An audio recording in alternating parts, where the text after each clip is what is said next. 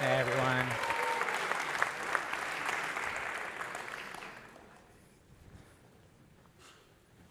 Bless you.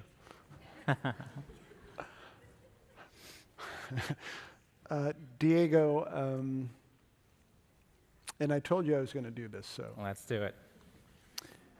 In Lighter, the new book, you go right into just about the heaviest thing that a human can experience. We started off strong. You started off, you brought it. Yeah. Let me read what you wrote right off the bat.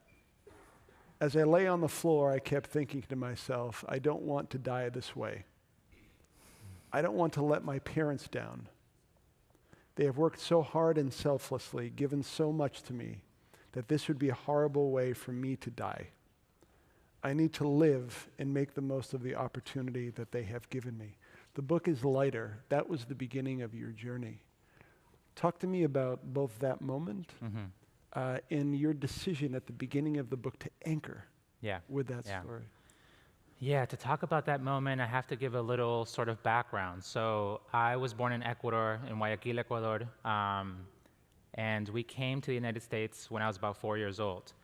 When we got here, my mother started working cleaning houses, my dad worked at a supermarket, and we went through this like immense American poverty. Like we were literally stuck in the poverty trap. And that to me, I didn't know how much that imprinted onto me. Seeing the constant struggle of my parents trying to figure out how to pay rent every month, how to put more food in the fridge, how that affected their relationship. I was actually under the illusion that my parents didn't actually love each other, but now growing up, when I see them, they actually love each other so much. Their problem was actually structural, that there was so much pressure on them to keep the family afloat that they fought. They could only share it with each other.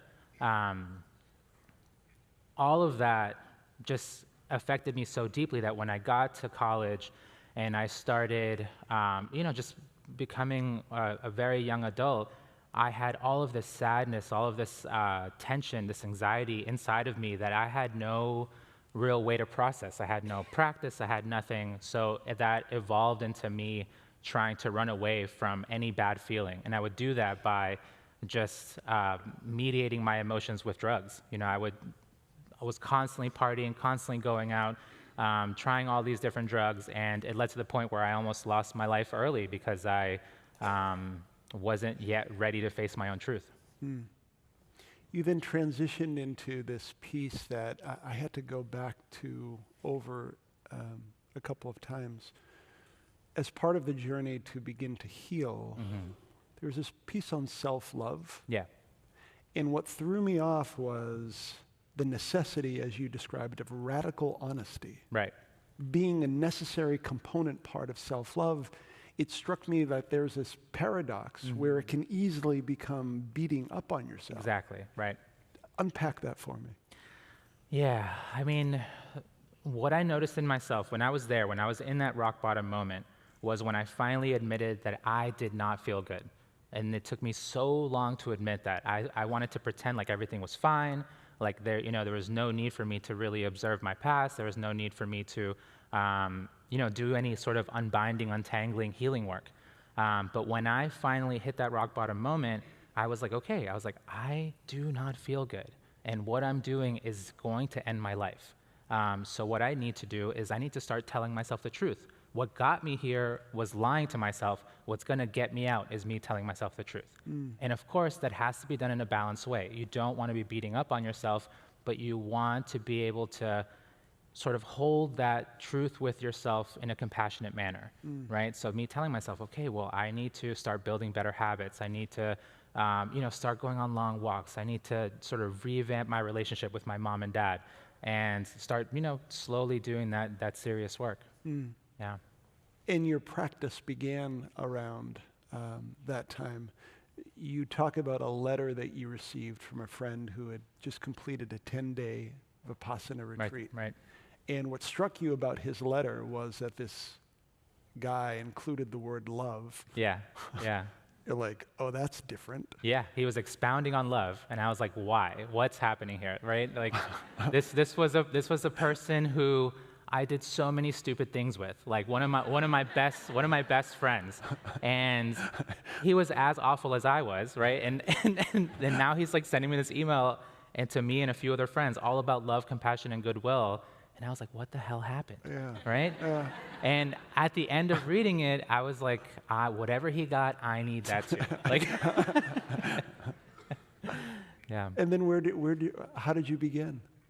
So it was interesting. I got that. So from my rock bottom moment, I got that email about 6 months later. Yeah. I was already actively working on myself, building my self-awareness, really reaffirming new habits.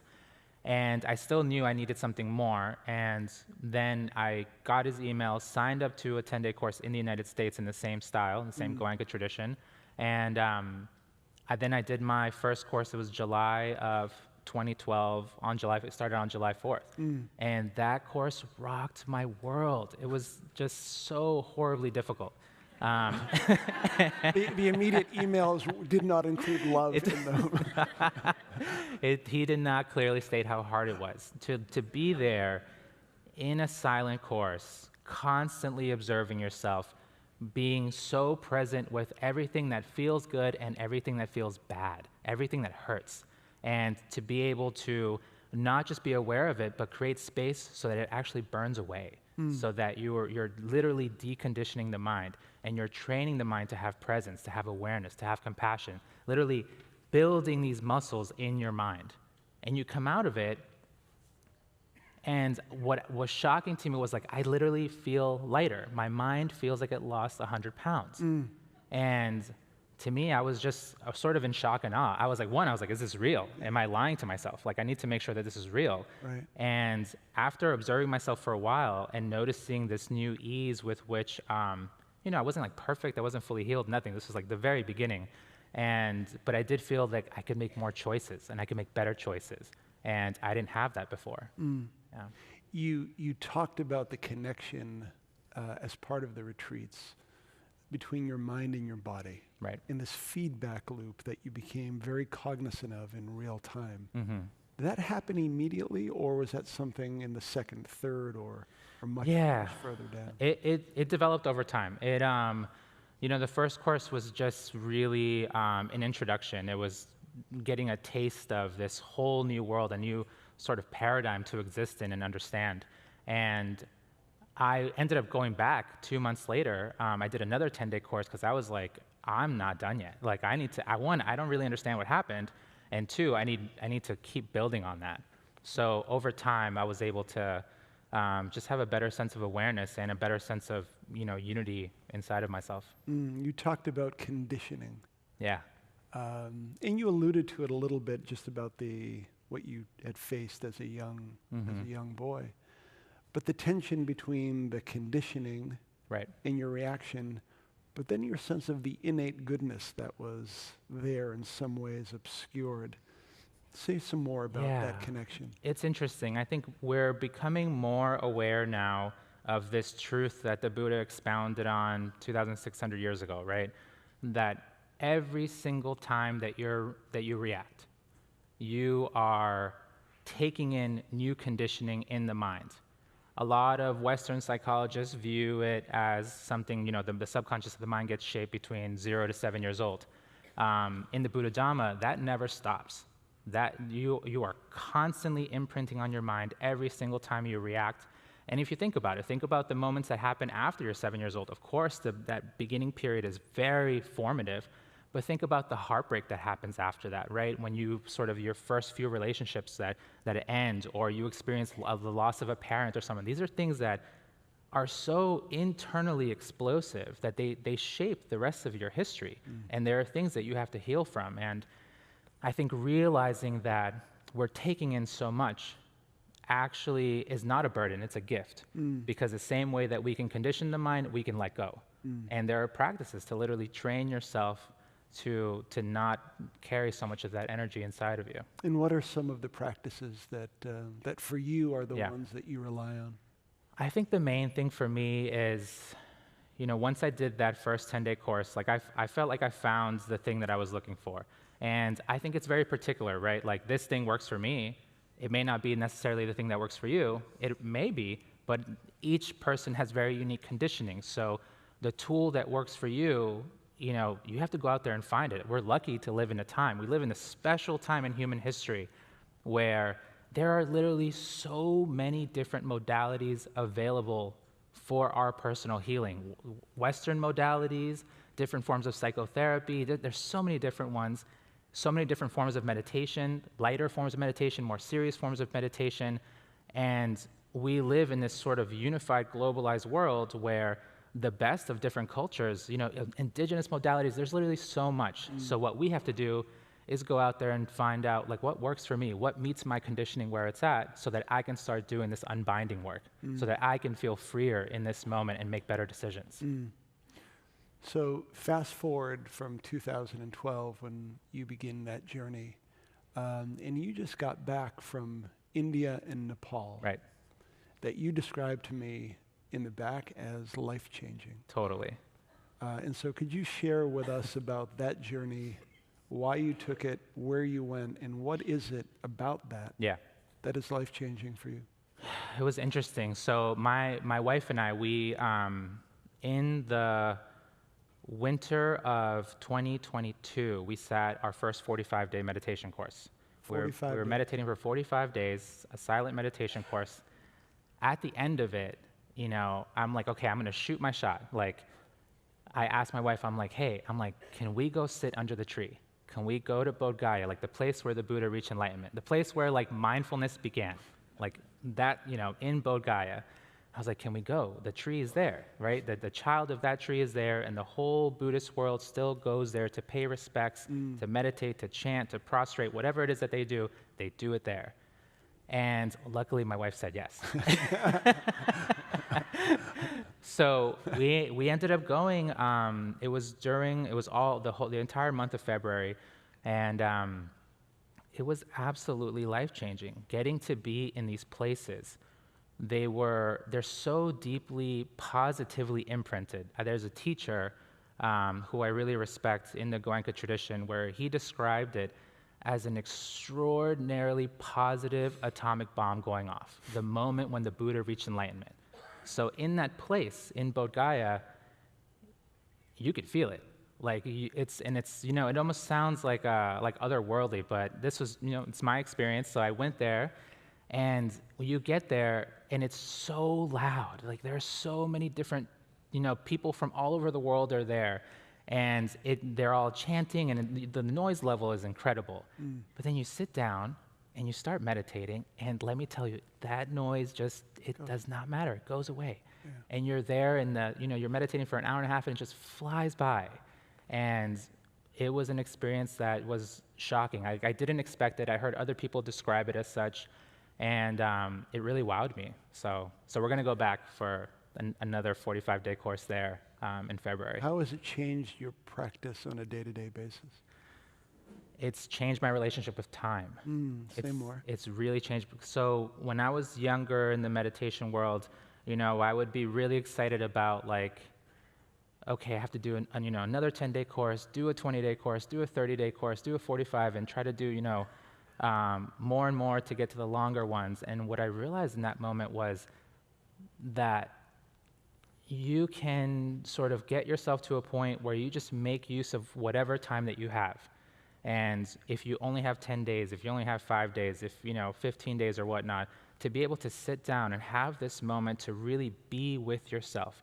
And that being with yourself, the truth that's happening there, the way that it opens that door to wisdom, to literally the laws of the universe and how things function, it is so extraordinary, so liberating that it helped me just not worry about time so much. It's like, okay, can't do a 60-day course this year, that's fine. I'll do whatever I can, 30 or 10 days, whatever I get, I'll make best use of that. And it just helped me just accept and relax in a way that I didn't quite have that before. You also mentioned slowing down. Yes. And the way you were talking about it was so resonant, which was when things in society are so fast. Yeah. when they're just flying at us that we are constantly in reactive mode. Yeah. Yeah. So unpack the centrality of slowing down and what that means to you now, especially after you've come back from the journey you've been on. I'm curious. Like, I wonder if it's just me, right? So, just a show of hands, like, who feels that, like, media, technology, social media, everything's just moving so fast? Incredibly fast, right? It's so fast. And there's talks, like I hear, the talks about, like, trying to intentionally make AI slow down. Is that possible? I find it very difficult to happen in global capitalism, for it to slow down. But what can we do? What can we do about ourselves and how we process these things? I think we can slow ourselves down. And I think if there's anything that you're going to walk away with from this talk, I hope that it's understanding that there's a very deep benefit to you slowing down. Like, asking yourself, like, how do I feel right now? Like, do I actually understand this subject or any subject, right? Because we see the way things line up in social media, where it's one thing after another, like, how do you feel about this horrible thing? How do you feel about that horrible thing? And, and we actually, there's so many of these different things happening that a lot of us, if we're honest with ourselves, we actually don't really develop an opinion on our own. We adopt the opinions of others, right? We take in and say what our friends might be saying, and what our friends are saying often is just the first news article that they read. So that makes it quite difficult, where we're not even really critically thinking about these subjects. So on the same hand, it's difficult to be critical about every single subject. There's so much happening, but there are times where it is valuable to simply slow down and set yourself up so you can have a learning moment. Can I understand what's happening before I even develop an opinion? Like, I think what I'm trying to challenge myself with now is being okay with just saying, I don't actually have an opinion about that yet. Like, I need to learn more about it. And I think that's a beautiful way to live, because not only do you set yourself up to reconnect with your own peace, but you allow yourself to, view things from different angles and develop your own sense of what's happening before just simply feeling like, I need to say the same thing as my friends so that I'm still part of the group. I'm still part of the herd. I don't want to, because we fear that. We fear not being part of the group. Yes. Yeah. And when young Pueblo is beginning to write, does young Pueblo force himself to slow down? And how often is it this moment that just calls for something to be on paper? It's interesting. Young Pueblo is an idea. Yeah, it's a project. It's something for me to frame all of this work that I'm putting together. And it all started with personal transformation work and slowly evolved into talking more about relationships. And it did that because I really think it's valuable for us to understand that humanity as a whole, like, we're so young, we're so in that midst of developing into maturity. And I say this often, and I think it's important to repeat, like, we don't know how to do the fundamental basics that we teach people in kindergarten, right? That we teach children in kindergarten: to clean up after yourself, to tell the truth, to not hit each other, to share, to pay attention, to be compassionate and kind with each other, careful with your words. Like, these are fundamental things that we try to teach children, but when we collectively come together as a group, we fail at it. We are not good at it. We're talking about humanity as a whole. And to me, I find that a lot of what society is sort of built on, it's built on these relationships. It's built on our friendship. It's built on intimate relationships, with your partner, with family members. So if we're able to enhance our connection with family members, I think from that can spring a new society. And friends, family members, intimate relationships, if we can love each other better, I think we'll have a better chance at reshaping the world, redesigning it into something that's a lot more peaceful, kinder. And those are relationships we do have the benefit of almost a slow quality. Yeah. The ones that we really need to be there for. And I think, for me, like, when I write, I do try to slow down, and I catch myself, if I'm emailing too much, if I'm, like, thinking too much about the future, then it slows, the creative flow slows down. But I will try to sit down in front of the window and just see what's bubbling up. Yeah. Well, my 17-year-old, and she would be annoyed with her father, but she's not here, so be it. Love you, sweetie.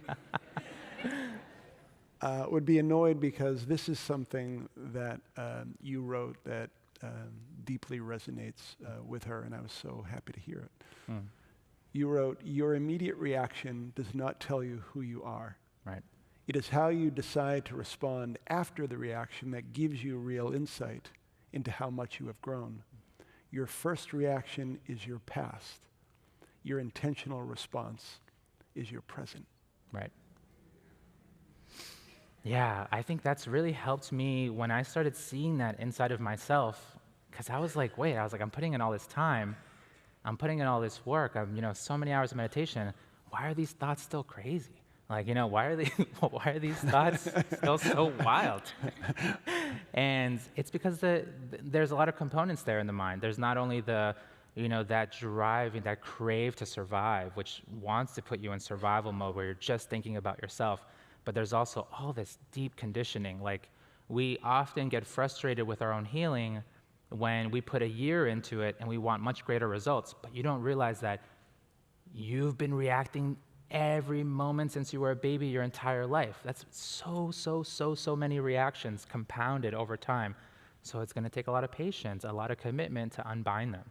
And over time, yes, the mind gets more peaceful, but you see that trend where the past will come roaring, right? Your perception and your reaction are so deeply interrelated. Your perception is constantly looking for similarities, and this creates trouble, right? It'll remind you of something you didn't like before. It'll bring up that old reaction of how you reacted in the past, and then you end up recreating that same sort of dynamic in your mind. And to be able to slow down, and this is what I'm saying, like slowing down, because it's tough to slow down the world. If we come together, we may be able to, but what you can definitely do is slow yourself down and observe. Observe what's happening in this moment. And you'll see the past, and the moment that you don't allow it to take over, you don't allow it to govern your mind, it unbinds, it loses its power, and then you ask yourself, how do I actually want to respond right now? Like, what's the right, proper, skillful move? And then you produce a new reality for yourself. Yeah, it's that space between the input and the output. Exactly. The more you elongate it, the greater wisdom that can come to it. Yeah. Let's end where we began. You're now off the floor in that place where you were. You talked about your parents and your family. Today, tell me about you and your family. Tell me about where they see you and where you see them. Yeah, it's interesting. I think we're figuring it out together as a family. Our relationships are so much brighter now, and I think, I've been doing a lot of inner work, but so have other family members in their own ways. Through prayer, through their building their self-awareness, whatever it is. We all have our things, and there's a lot more honesty, a lot more joy, and I think together we're trying to figure out, like, what does it mean that this kid is a New York Times bestseller? My parents don't even know. What does that mean? What does that mean? Like, they don't get it. And it's funny because they've seen different things, but what they recently got super excited because Telemundo hit me up, and they were like, we want to. I mean, they're like, we want to do New a York 5-minute. Times. Yeah, exactly. So for them, it's like, oh, this is great, but we don't really get it. And I think we're figuring it out together as a family by moving slowly, by not getting caught up in the hype. And I mean, I was telling someone this yesterday. Like, I feel like my job is just to keep meditating, just keep meditating, and then we see what happens next. Thank you for who you are and what you do and the gifts that you've given everybody. Ladies and gentlemen, Thank you. Diego. Thank you so much. Thank you.